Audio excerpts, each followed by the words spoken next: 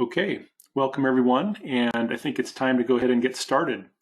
So the topic today is the 25 most common marketing mistakes, part 2. And so this is a continuation from last month's webinar where we covered items related more to social media and reviews, reputation management, that type of thing.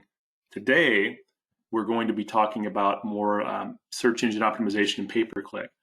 Now, if you were not able to catch the first webinar, if you'd like to see part 1, what you can do, go to our website, and up here there's an education tab on the menu.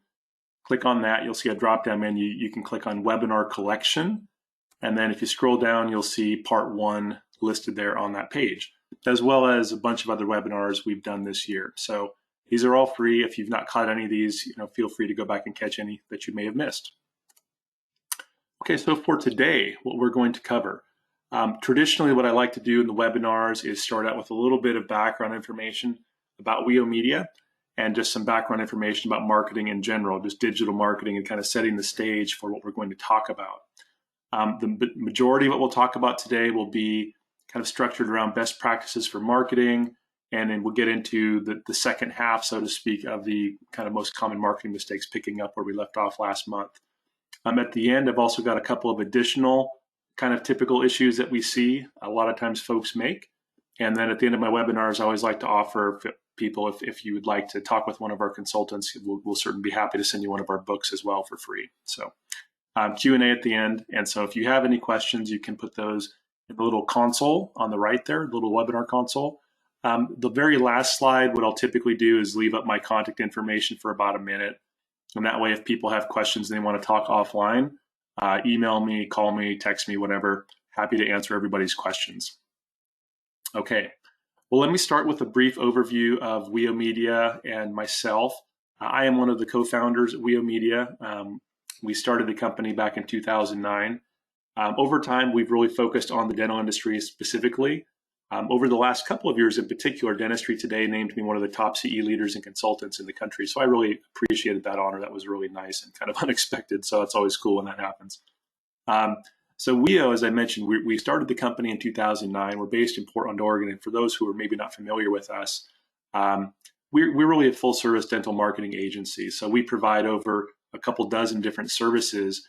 And over time, we really focus on what's best for our clients. As a result, we've been fortunate to win this award 4 years in a row from the ADA. This is the Seller Best of Class Award, and we've won for the category Websites and Online Marketing 4 years in a row. And this is voted on by a bunch of panelists and people that are magazine editors and people like that. So it's a really prestigious award. We're super excited to have won that 4 years running, and I think it really reflects the fact that we really focus on trying to do the best we can for our clients. We're not perfect by any means, of course, but we try to do the best we can, and we really work hard at that. At WEO, like I said, we provide over a couple dozen different services. Here are some of the most popular ones, but a full suite of website and digital marketing services, and we really try to be focusing on patient growth. Now, the reason that I show this slide typically is just to explain what we teach in these webinars is based on experience. So I'm not really like a consultant kind of saying, hey, here's how I think this works. I'm sharing with you data from working with hundreds of clients over the past decade of what I know works and doesn't work. So this is more of a classroom session as opposed to a bunch of theory. So keep that in mind as we go through this. We'll have a number of case studies which demonstrate some of the teaching points today.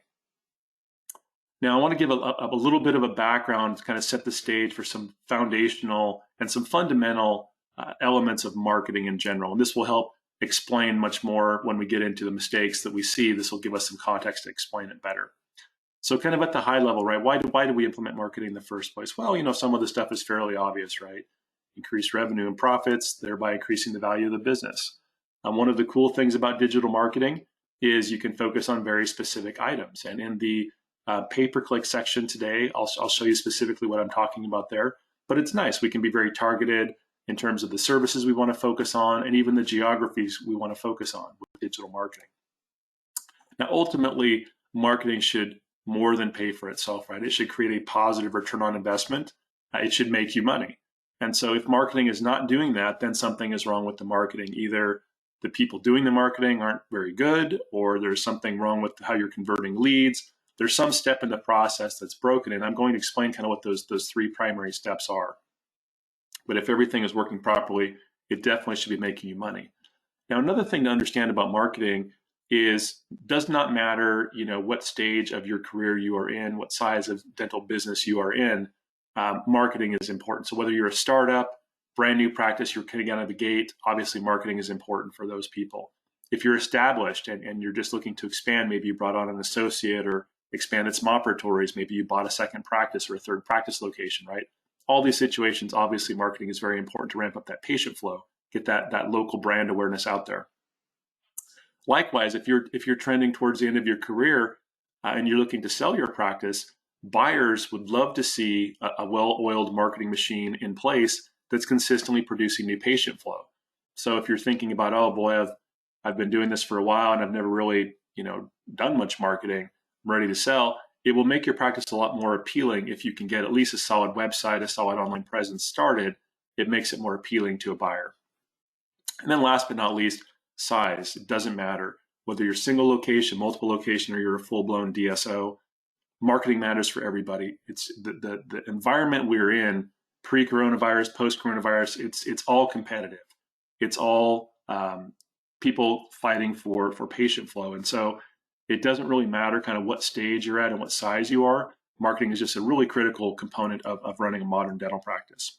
So I want to explain kind of real quickly here, kind of the three steps of kind of generating patient flow. So the first step is to generate leads. That's kind of the top of the funnel here, right? So we're generating leads. This can be, your website, your search engine, Google rankings, social media, your online reputation. Maybe it's direct mailers, maybe it's referrals, maybe it's insurance. There's all kinds of ways you can generate leads. So that's kind of step one in the process, right? Once you've got the lead, then the second step is we want to take that lead and schedule an appointment. Let's book an appointment, get them on the books, right? And then step three, of course, once they come in, we want to sell the dentistry. It's case acceptance. So these are the three steps from I spend money on marketing to I get dollars in the bank from patients who have accepted treatment, right? These are the three primary steps. Now, there are lots of individual details under each one of these. I'll talk briefly about each one of these steps. But this is really the flow, right? We start with step one and on down the funnel. This is how it works. So what matters in step one? Well, just purely in terms of digital marketing, we talk about the 6 pillars of online marketing: the website, SEO and PPC. We're going to talk about SEO and PPC in particular on this webinar. Also online reputation, social media, and videos, which we covered on the previous webinar. So these 6 pillars are very important. Now, additionally, like I said, you can also generate leads from your insurance company, from patient referrals, existing patient referrals, from signage on the building, things like that. There's Clipper magazines. There's all kinds of ways you can try to generate leads. But just in terms of the marketing and what we're talking about today, really going to just focus on the digital aspect. Another important thing to understand about why these 6 pillars matter so much. This is the typical kind of a conversion funnel for how patients on average review, research, and ultimately decide how to pick a practice. So at the top of the funnel here, we've got just kind of developing brand awareness. Now, if you're doing newspapers or mailers or these types of direct marketing response activities, the typical response rate is between 1% to 3%. So for every 100 direct mailers that go out, you might generate 1 to 3 phone calls, and that actually would be a pretty high response rate. But it's a pretty low overall response rate. So you're really kind of more developing awareness than you are really generating leads. Not my preference. I like to generate leads. Now, if you look at the website and social media, they typically convert 10 to 20% of the people flowing through those platforms convert into leads, meaning they pick up the phone and call, or they fill out an appointment request form or something of that nature. They become an actual lead. So a much higher conversion rate when you get into the digital. Now look what happens when they go to review sites. When they're looking at Google, Yelp, Health Grades, and even Facebook. I would throw Facebook actually in both of those sections. When you get to those reviews, 40 to 70% of the people reviewing your reviews, that's typically the point at which they make a decision and pick up the phone to call. Now, it doesn't mean it always flows in this direction down the funnel here. Sometimes people might start with your Yelp profile and go to your website and call from your website. Sometimes they go Facebook, Yelp, website. I mean, there's lots of different combinations. But on average, people will look at the website and social media first, and then make a decision based on the reviews at the end. They'll narrow it down with the website and social media. They'll verify and make a final decision with reviews. On average, that is the flow. And that is why all 6 pillars are so critical. If you have any weaknesses, any chinks in your armor on these pillars, then you potentially lose a lot of patient flow. New patient flow, that is. So that's step 1, digitally. Now, step 2, we're scheduling appointments. What matters here? Well, there's a lot of things that can go wrong in this step. And I've actually done webinars entirely just on this one topic. But for today, I'll just keep it brief.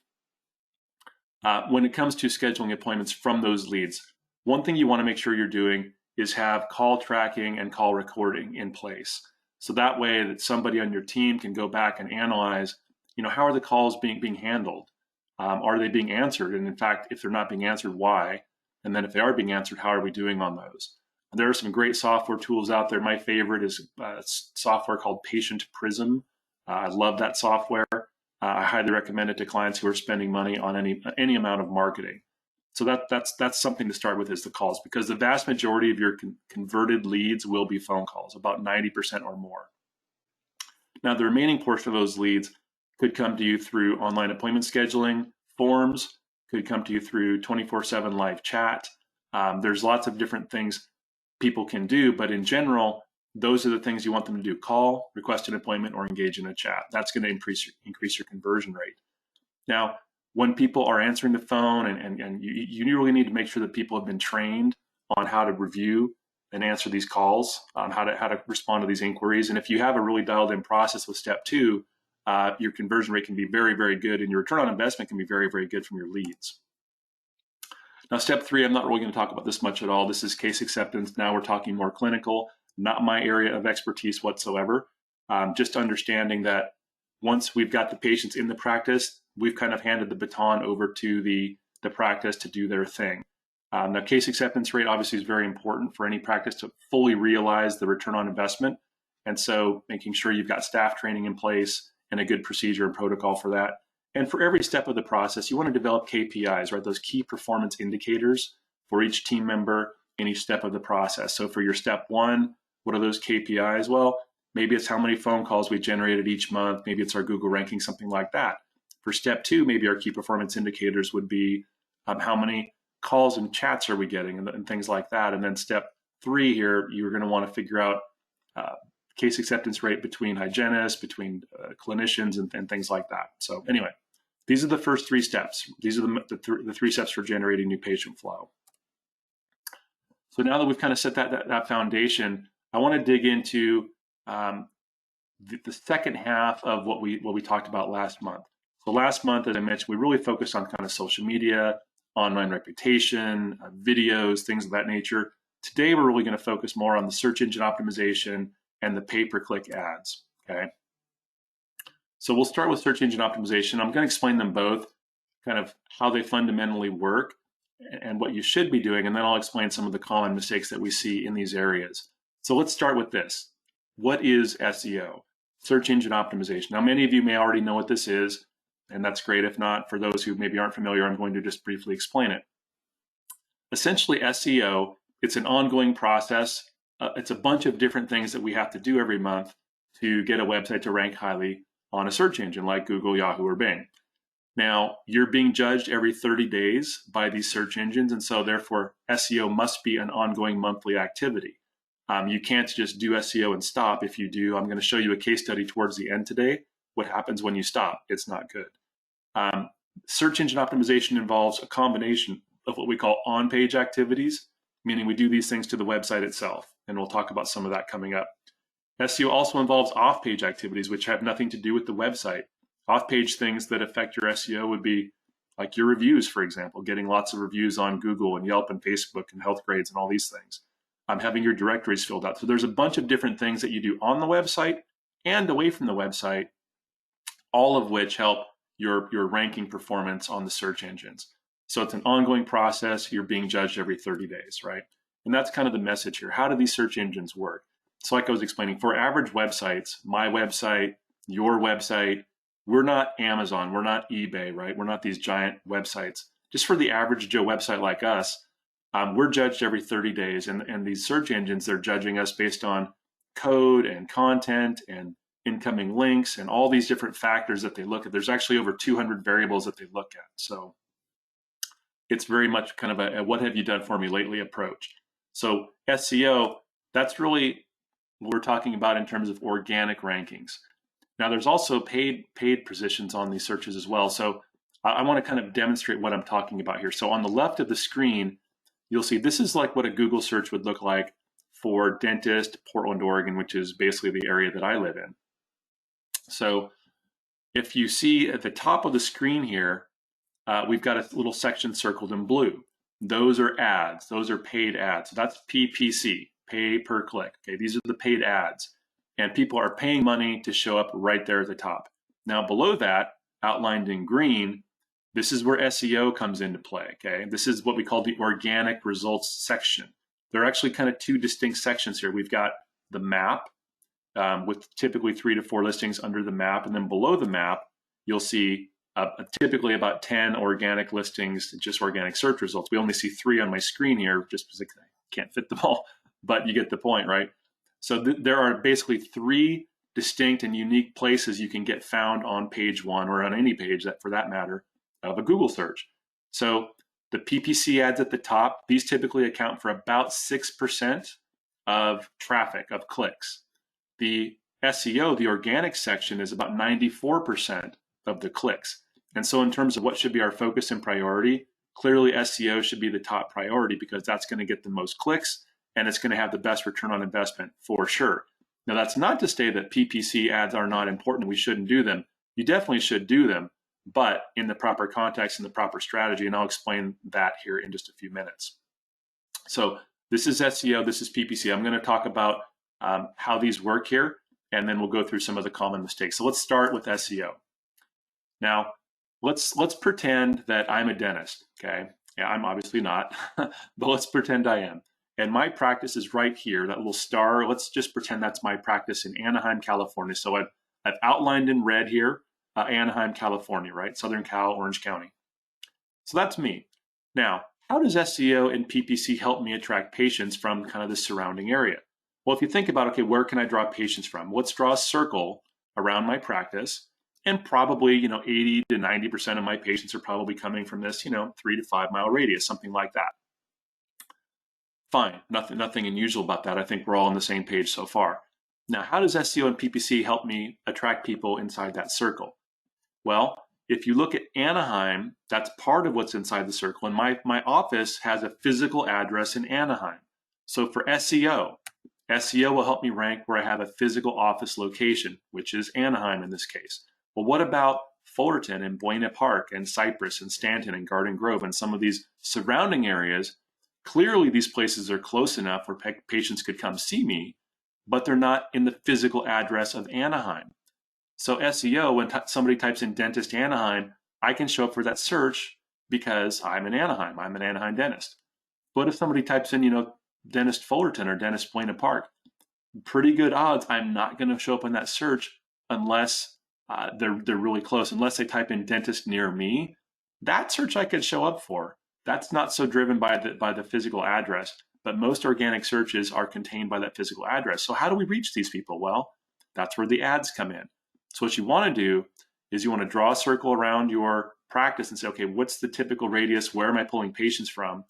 Then you take a look at where am I ranking good in my organic search rankings. And then where you're good, it's great, that's good, right? You want to be on page 1. Where you see areas in the circle that you're not being able to rank well, that's where you can really think about applying Google pay-per-click ads. Okay. Now, let's say in Anaheim, I'm ranking very poorly as well. Well, then I'm probably going to want to do PPC ads for Anaheim as well. But in this example, I'm assuming my rankings are decent for Anaheim, so I don't need to do it. But you get the picture here. So SEO and PPC, how it should be implemented is in a parallel combination where PPC is complementing where SEO is not getting the results. It's not because necessarily somebody's doing a bad job, it's just how Google works. So Google's not going to show you for every single search, right? If there's dentists in Buena Park and somebody types in dentist Buena Park, well, those people should show up ahead of you because they're physically closer than my Anaheim practice, right? So that's how it works. It doesn't mean I don't want my ad to show up. I do, because it's close enough proximity that I could potentially get patients, right? So this is kind of how this should work. Now let's get into some of the mistakes with SEO and PPC. Okay, the first thing is really related to SEO, and this is about content. So content is one of the most important aspects of a solid SEO program. And when you're paying an agency to do SEO for you, one of the first and foremost things they should be doing is writing unique content for your website. What does that mean? Well, let's say you go to the State Dental Association meeting, and there's probably a dozen companies there who would be happy to sell you a website. So you buy a website from one of them, and they provide the stock content, meaning here's our content that we've pre-written about veneers and crowns and bridges and implants and ortho and all this stuff, right? They wrote it. It's on lots of other websites. That's fine, for people looking at that. That's okay. That we don't mind if it's stock content. We don't care as long as it's clinically and technically correct. That's all we care about. But search engines don't think that way. Search engines want to see unique content, meaning that website content only exists on your website. That's a huge factor for Google. So if you have a website and it's got stock content, it's going to be very difficult for you to rank on a Google search, especially if you're trying to focus on some special item like dental implants or orthodontics or cosmetic dentistry or something of that nature. If you don't have unique content on those services in particular, it's going to be very difficult to rank for any sort of competitive environment. Now, if you're out in the middle of nowhere, you got 2 dentists in your town, yeah, it doesn't matter, then the stock content will work just fine. But if you have any sort of competition, which most people do, unique content is very, very important.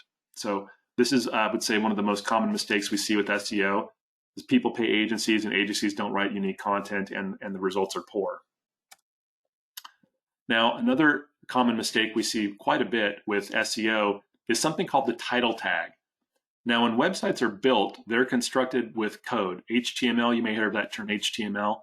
That stands for Hypertext Markup Language. Essentially, that's just code. And so that's what the search engines read, is the code of the website.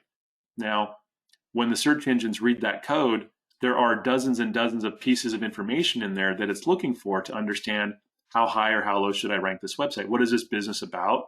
What do they do? Where are they located? What terms do they want to rank for and all that? That information is all contained in the code. And if you don't proactively write that code properly, then the website won't rank well. And so one of the things we always do is we go through and we look at a lot of areas of code. The first thing is something called the title tag. So let's say here's a search. So let's say these are some doctors I've known for a long time, great guys up in Bellevue, Washington. Cooley Smiles, right? So if you see that I do a search for Cooley Smiles on Google, and you'll see the search result. It says Bellevue Dentist, Cooley Smiles, Family and Cosmetic Dentist, Bellevue, and so forth. What I've outlined in red there, that text comes from the website code. You see where it's circled there? That's line 5 in the code. It says title, and then the text, and then end title. That's the title tag. So what we put in the code tells Google, hey, Google, this code, I want you to show that on the search result, okay? This is why this stuff is so important, because if you don't put a title tag, then Google is just going to pull any random information out of your practice and put it there. You want to be very specific about what's in the title tag, and you want it to contain your primary search term. In this case, Bellevue Dentist is what these guys would be their primary search term. So this is good. That's what you want in a title tag. A lot of times it will just say like home for homepage or something like that. That's bad. Or it won't contain the keywords. It'll say the doctor's name, but not the city. Well, again, that's bad. It's easy to rank for the doctor's name. You want to have the primary keyword, dentist, or periodontist, or oral surgeon, endodontist, whatever you are, and city. So city and type of dentist, that's your primary keyword always. So that's what you should have in your title tag. Now, similarly to the title tag mistake, there's another thing called the meta description tag. This is a similar situation here where if people don't fill it out, Google gets the wrong impression. So let's go back to our friends here at Cooley Smiles. Now below the title tag, you see I've circled another section here in red. This is the description, right? This comes from the meta description tag. So again, if we don't proactively tell Google, hey, Google, here's what we want you to show in the description tag, Google's just going to pull some text out of the website and put whatever we want in there. This description tag, think of this like your elevator pitch. Think of this like, what is it you want people to know about your practice? Why should they come see you? What's important? Well, Cooley Smiles Family and Cosmetic Dentistry in Bellevue provides your family's dental needs, our technology, experience, and skill, and then it goes on. So we're trying to hit some of those hot buttons. What do patients care about, right? Well, you guessed it, that's straight out of the code. So in the code, row 8, it says just meta description, and then there's the text, and that text is exactly what Google shows in the search results. So again, if we didn't proactively put that text in their code, then who knows what Google would have pulled out, and it wouldn't be probably what we want it to say. Again, thumbs up. Another thing, very similar, again, this is another code piece, and I'm going to show you just a few of these here. These are common mistakes as well that most websites make. There's another set of code called these alt tags or image tags. And so what this means is, let's look at the picture here, right? So we see the picture of the waiting room. We see the text that says our building and our lobby and describes those things. That's what the human beings see looking at the website, right? We see the picture, we read the text, no problem, right? That's fine. Now, what does a search engine see? Well, the search engine does not have eyes. The search engine is an algorithm. All the search engine can do is read the name of that image. It can't see the image. It can't process and have a brain. It just reads what's the name of the image. Well, in this case, the image is named office-inside.jpg, Office Inside. Well, does Office Inside tell the search engine what type of business this is?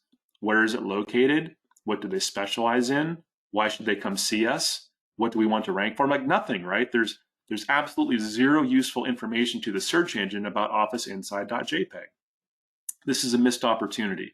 What you should do is name your keywords or name your images with the keywords you want to rank for. So again, this is not Cooley Smiles' website, but let's just pretend it was our Bellevue dentist friends. Let's say, okay, this should say Dentist Bellevue Office Inside or something like that. Every image we want to make sure we're naming with the keywords we want to rank for. Even if it's not necessarily related to the image, this is how the search engines work. And so this one gets a thumbs down because Office Inside, they didn't put any keywords. That's a common mistake. Here's another really common mistake. I see this one a lot. This relates to blogs. There's a lot of confusion out there about blogs. Everybody says, oh, I should do a blog for my SEO. Yes, but it depends how you implement this. This is really important. So it's true that Google looks at content on your website and content away from your website for your ranking performance. But the content on your website has a much higher and stronger impact. So what you want to do is have the blog residing on your website, not on a different domain. So the mistake we see is the blog resides on a different domain. What does that mean? Well, let's look at it right here.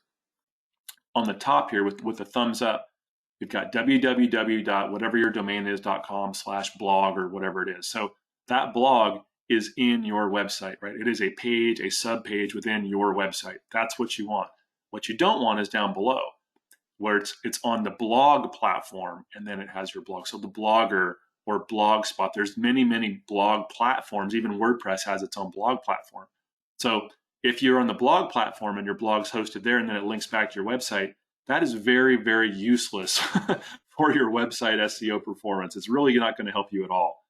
Very, very little anyways.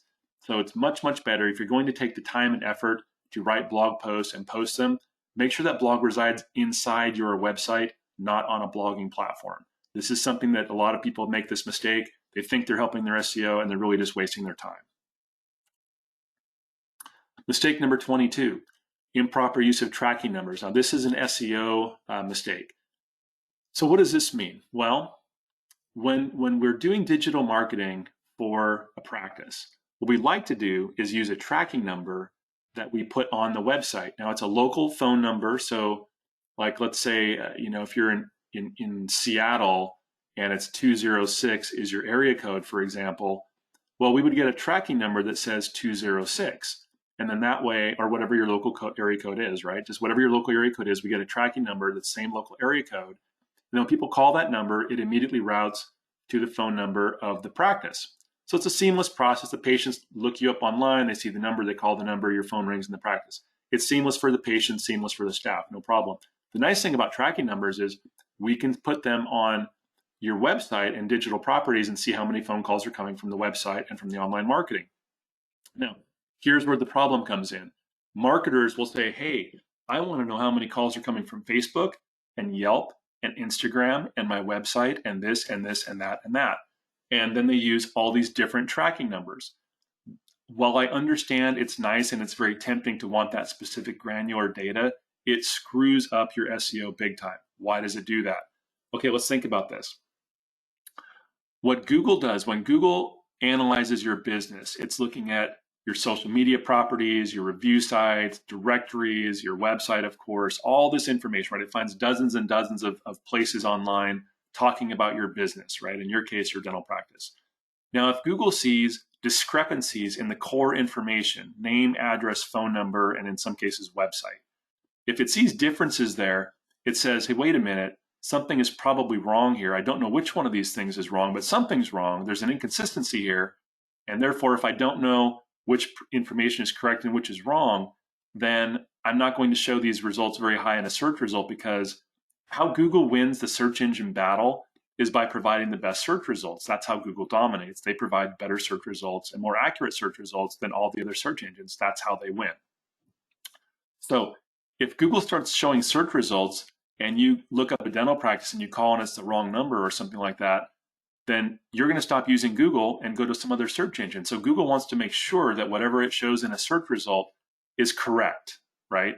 So if it sees discrepancies between your phone numbers or your address, for that matter, if you got suite A on one directory and suite B on your website or whatever, any discrepancies Google sees, it dings you. And the more inconsistencies it sees, the more it's going to hurt your search rankings, and it's going to suppress your search results, finding you in a search result, because it doesn't know which information is correct and it doesn't want people to get frustrated. So it's going to show somebody else who's got consistent information.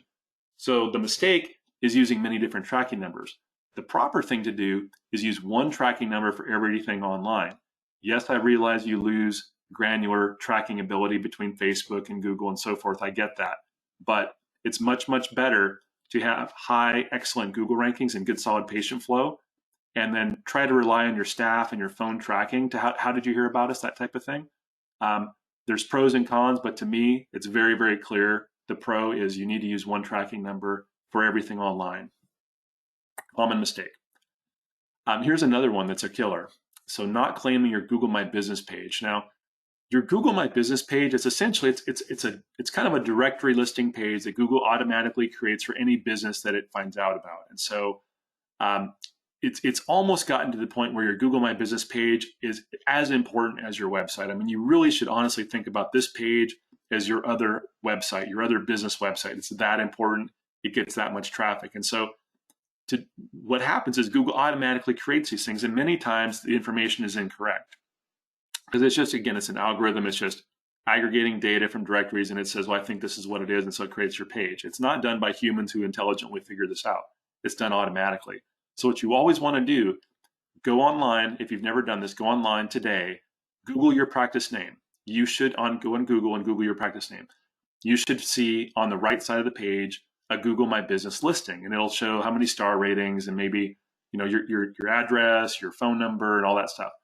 If it's not claimed, if the page has not been claimed, it will say, are you the business owner? Claim page. There's a little question mark. So you want to click on that and claim the page. And then it's going to verify that you are the actual owner in two different ways. Either it's going to call the number that's listed on the page, and you need to answer that number and verify. They'll give you a little code, and then you need to verify that, and then you can enter the code and claim the page. Or if the phone number is wrong, then it's going to send a postcard to the address on there. So you need to make sure in about a week you collect that postcard, and again, take that code, come back and claim the page. So you need to do one of those two things. And then once the page is claimed, you need to optimize the heck out of that thing. Make sure all the information is correct, post videos, patient testimonial videos, photos of your practice, write descriptions about your practice, put as much information as you can in there, because it's just as important as your website these days. So this is something, again, there's a huge mistake we see is people pay no attention to this. And it really is just massively untapped potential if you don't really focus on this. One of the things our SEO managers do at WEO, they put a lot of time into the Google My Business page because it is so important for rankings and performance, just generating leads in general. So those are the SEO mistakes. I'm going to shift gears now into the PPC. And what I want to do first is give you some best practices for PPC. And then we can talk about kind of some of the typical mistakes we often see. So first thing to know about a PPC ad, a paid ad. Now, again, remember, this is the top section on Google search results. Right at the very top, about 6% of the clicks go to these PPC ads. So the first thing we want to know is when you have an ad, when you create the ad in Google and you have one of the things you have to do is you put, when I click on this ad, when somebody clicks on it, where do you want them to go? Well, obviously you want to take them to your website, but a lot of people make the mistake of, if it's a specific service, then they link them to the homepage, and that's a common mistake. Like, let's say, for example, I'm running an ad for dental implants for my practice, and somebody clicks on that dental implant ad, and it takes them to the homepage of my website. Well, the homepage of my website very likely is not about dental implants. So when people click on that and they go to that page and they say, oh, there's no information here, they leave quickly. That's a problem. So you want to make sure that you are properly linking these pages to the right topic. So if you have a dental implants ad, it should link to a dental implants page. So that page that they land on, the landing page, has lots of information about dental implants, clear calls to action. Call us today with the phone number, fill out the appointment request form, request more information. On that page, you should have educational information about dental implants, maybe some patient testimonials, maybe some educational videos. But pack that page with information of why they should call your practice. And if you're offering any specials, any new patient specials or discounts or whatever, special offers for dental implant patients, maybe it's a free CT scan, maybe it's a free initial consult, whatever that might be, put those offers front and center, right? Those are the things you need to do to have an effective landing page. Otherwise, people click, they go to a page, it's not compelling, and they leave. It doesn't work. A lot of times people will say, oh, I tried those ads, they don't work. No, they definitely work, but there's a lot of skill to it, and you need to know what you're doing. It's like saying, oh, dentistry doesn't work. Well, yeah, if I work on your teeth, it's going to be a disaster. If one of you work on my teeth, it's going to be just fine, right? It's all about the skill and the knowledge of the person doing it. And that's the case with PPC ads. There's a lot of specific knowledge doing it properly. Now, another thing, when you run these ads, you want to focus on hot buttons. So typically these would be things like, convenience, technology, experience, clinical outcomes, patient testimonials. And then I've also listed price here with a question mark. And the reason for that is it depends on your practice strategy. If your strategy is, again, I'll go back to my dental implants example.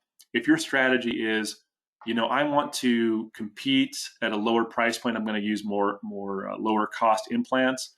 I'm going to try to have a lower price for my service than maybe people in my area, specialists in my area or whatever. Then you have a price advantage.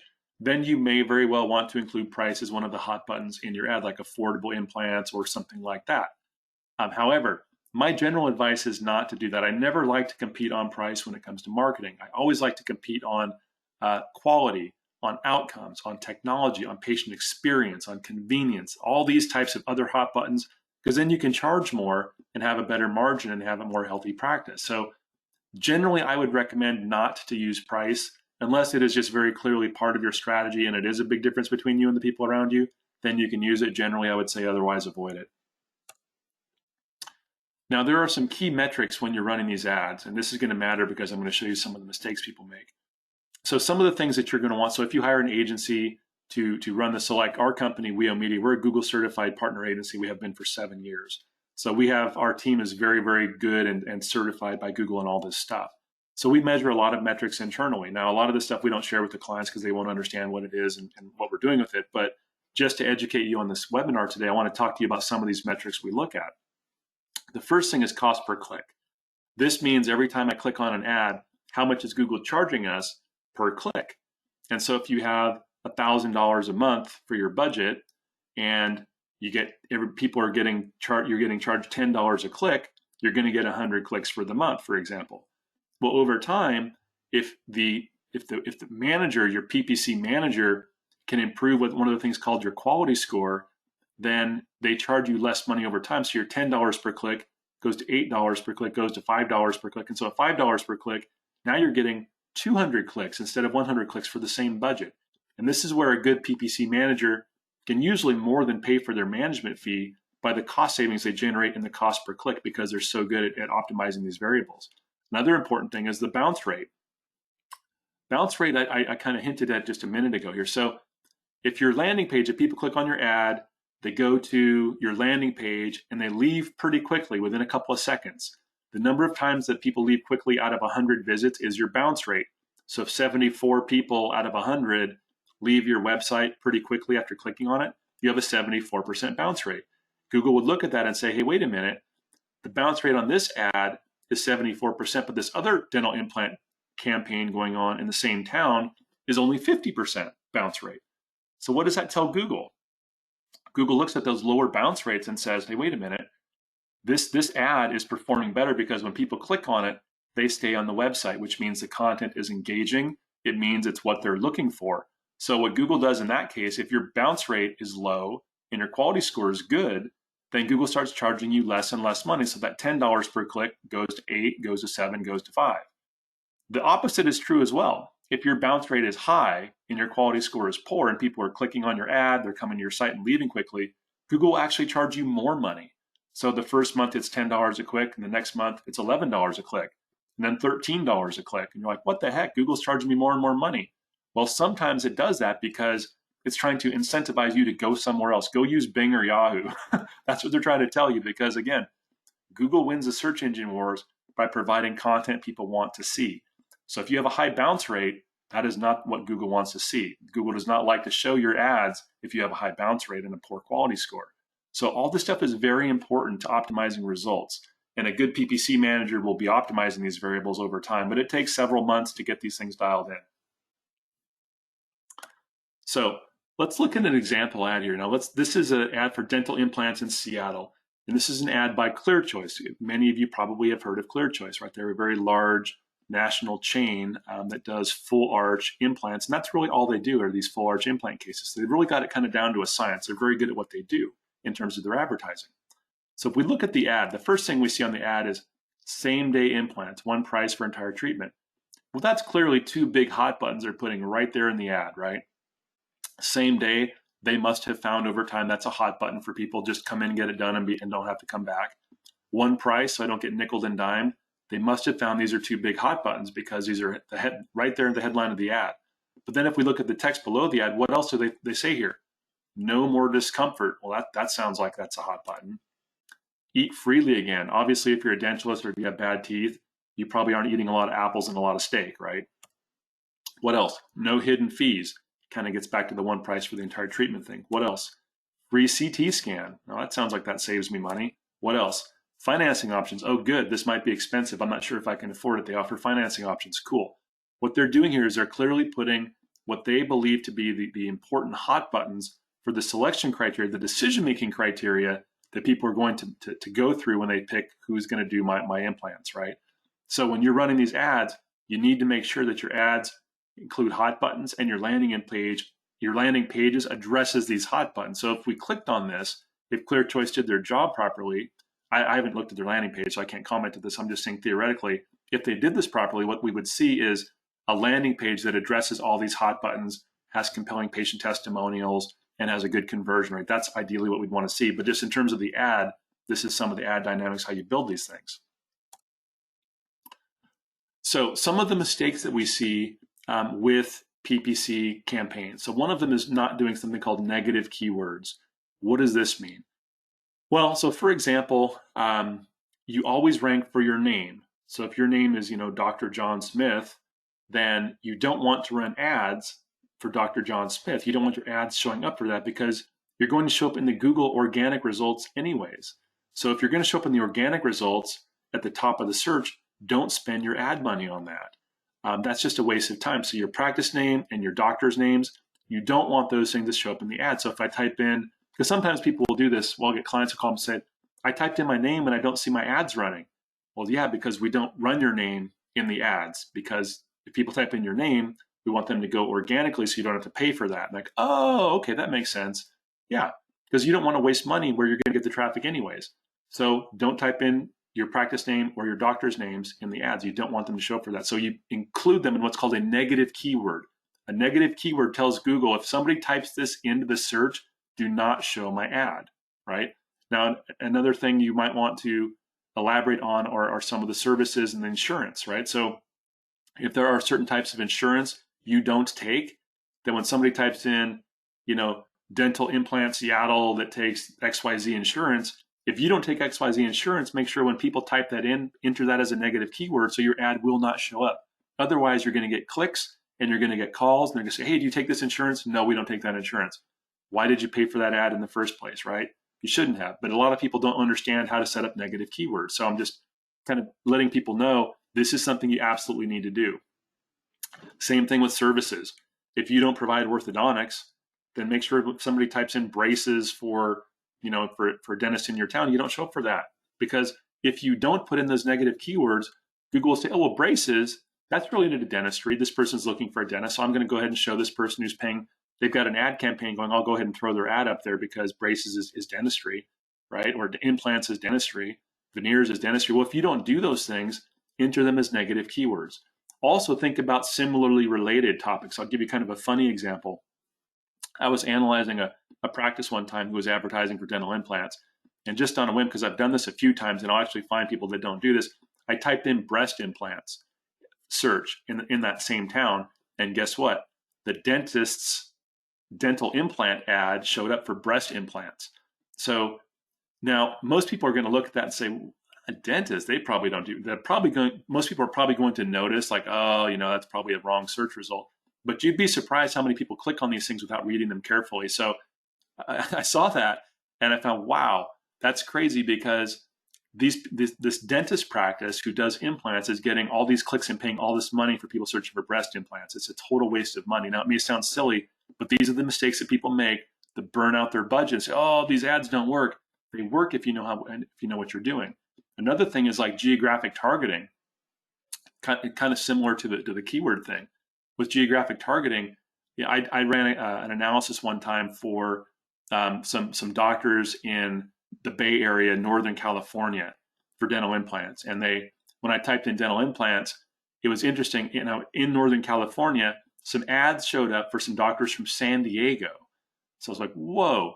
So if you're not from California, I'll just let you know, the Bay Area is very far from San Diego, right? It is not a drive. It is about a 2-hour flight. So there's no way anybody from San Diego or vice versa is going to be going to the Bay Area for implants, right? So what happened was, whoever was running those San Diego doctors campaign did not do any sort of geographic targeting and just had California dental implants, and they just were like letting it rip. Hey, anybody who types it in, our ad will show up. I guarantee these guys were just blowing most of their budget on clicks all across California that had nothing, that were nowhere near San Diego. So there's just so many things that you can do wrong on these campaigns to blow your budget if you don't know what you're doing. Another common mistake we see with PPC ads. There's something called AdWords Express. Now this is, Google provides this. It's a free platform for running your own ads. It's kind of a do-it-yourselfer platform. And so Google provides this because Google, of course, is trying to encourage as many people as possible to run ads, because this is the primary way Google makes money, is from these paid ads, right? So what you want to do is, if you're going to run a PPC campaign, I'd highly recommend that you consider using an agency who is Google certified and who knows dentistry. That's what I would do. AdWords Express is very, very limited, and it's kind of like entering a car race. You're racing against a bunch of Ferraris, and you hop in a Honda Accord. There's just, I don't care how good of a driver you are, it's going to be really hard to win that race in a Honda when you're racing Ferraris. So AdWords Express it's a Honda. It's fine, but it's not a Ferrari, right? It's not a race car. So what professionals use is a whole different type of platform that Google provides agencies. Is way more powerful, way more advanced, and there's just very difficult for anybody to get decent results with AdWords Express compared to an agency who knows what they're doing on a normal platform. So I would just encourage you not to use AdWords Express. If you want to try it and play around with it just for your own education, and if it's entertainment, you don't mind wasting money, kind of like gambling, then okay. But if you really want to drive results, I would say don't use AdWords Express and hire an agency who kind of knows what they're doing. So I want to show a few case studies here that show some of the SEO and some of the PPC type information to further drive home some of the teaching points we just discussed.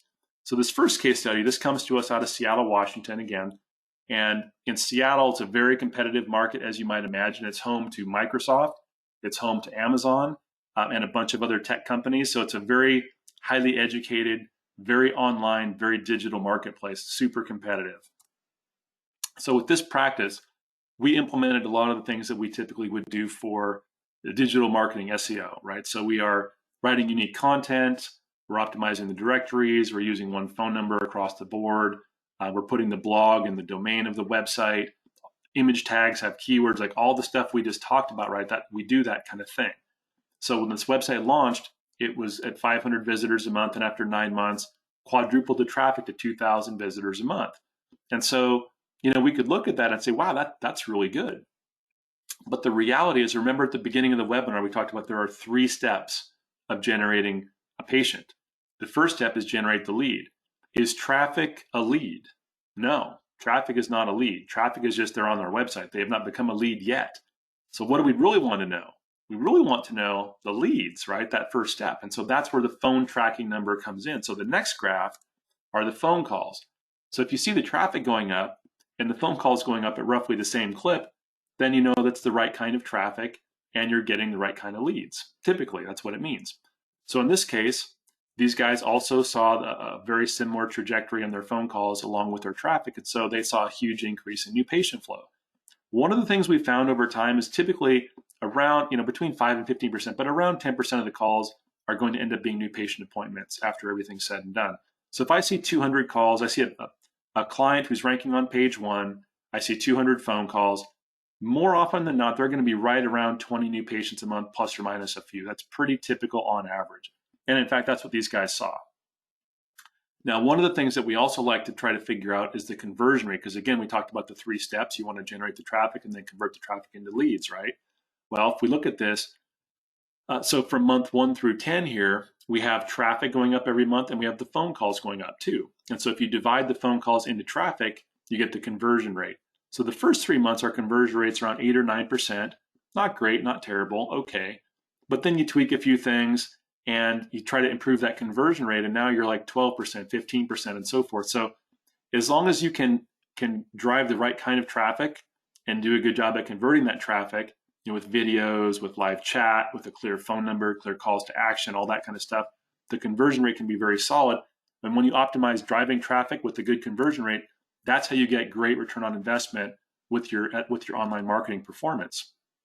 So for these guys in Seattle, they were generating 20 to 30 new patients a month from the digital marketing. They were spending about $2,500 a month on this particular campaign. And so that's an acquisition cost of about $100 to $125 per patient. This data was provided by the practice. They told us, here's how many patients we're getting from your service. So that's a very, very good acquisition cost. If you can be between $100 and $200 for general dentistry, that's pretty solid.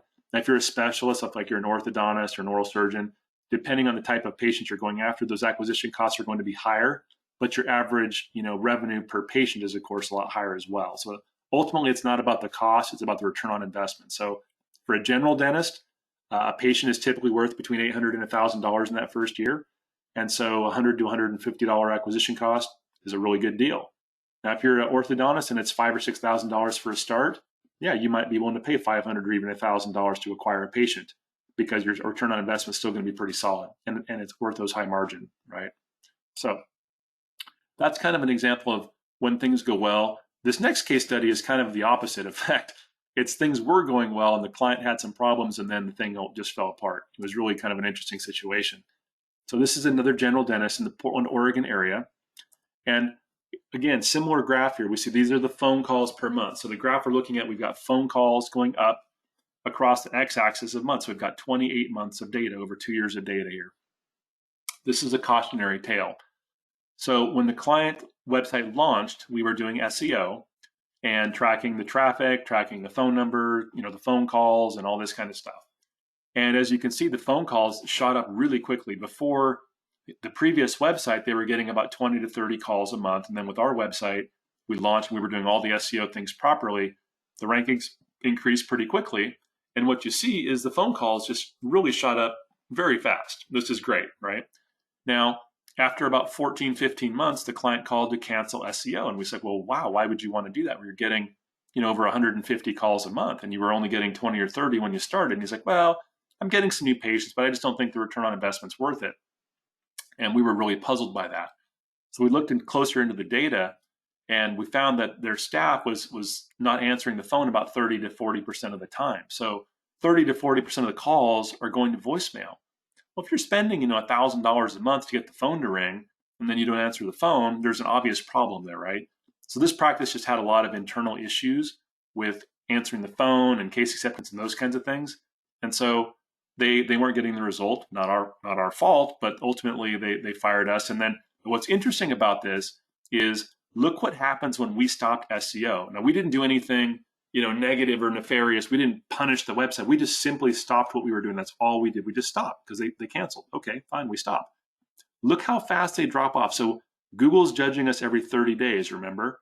So every 30 days we're getting judged. And so when Google came back after we stopped, they said, hey, wait a minute, nothing's happened to this website. So the rankings drop a little bit. The next month, still nothing's happened. Website rankings drop. And you can see within about 3 months, there are over 150 calls to under 50 calls. And a few months after that, they're back down to where they were when they started, 20 to 30 calls a month. It's as if they never did SEO. Within about 7 months of stopping, it's as if they never did it at all. So you really have to keep doing SEO every month, or this is what happens. And so the cautionary tale here is, number one, answer the phone, right? If you're spending money to get the phone to ring, make sure your team's doing a good job answering the phone. Track your data, right? If you are talking with your staff and you're reviewing results, talk with them and see what the results are. Are they answering the phone? And if so, how are they doing? And this last case study here, this is an oral surgeon. I want to kind of go through this and we'll wrap it up here. We've got a few more slides and we'll be done. So this third case study, this is an oral surgeon in Phoenix, Arizona. They wanted to generate more dental implant patients. And so their starting situation, they had no online marketing budget. They're ranking on page 2, really hadn't done a lot for SEO, and very few online reviews. So pretty typical of a specialist who's like, I'm referral driven. I don't need to really pay much attention to digital marketing. And a lot of specialists kind of have that attitude, and that's really wrong. No matter what type of specialist, digital marketing can have a huge impact like it did for this surgeon. So what did we do for him? Well, we built a website. We did SEO and PPC. We used our online review software to drive reviews. We did some videos. He was spending about $2,000 a month and still is to this day. So his starting situation, right, not a lot of reviews, but after about a year, huge increase in reviews, right? We're adding about 10 reviews a month here. That's really, really good. And that has a big impact, not only on his improved Google rankings, but also his ability to convert leads, potential leads. So results, right? We got him ranked on page 1. We're adding about 10 to 11 reviews per month. Now, this is the data from the surgeon and his office manager directly. They said, for this year, you got us 85 new patients from the digital marketing. And then we looked at implants. The implants increased 118%, so more than doubled the implant case volume, again, from the digital marketing. So he was spending $2,000 a month, which is $24,000 a year.